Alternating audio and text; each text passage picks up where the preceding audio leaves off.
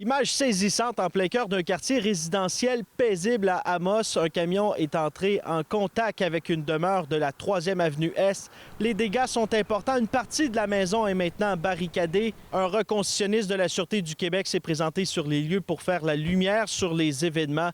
Je vous laisse entendre la porte-parole de la Sûreté du Québec, Nancy Fournier.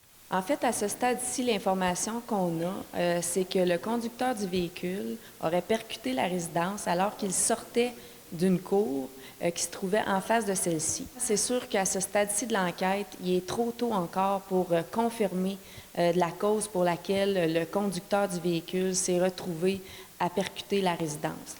La thèse de l'alcool ou la drogue au volant est écartée. La Sûreté du Québec privilégie pour l'instant l'hypothèse d'un malaise. Il faut dire que l'on a évité le pire parce qu'une dame se trouvait à l'intérieur. Elle est restée coincée sous le camion.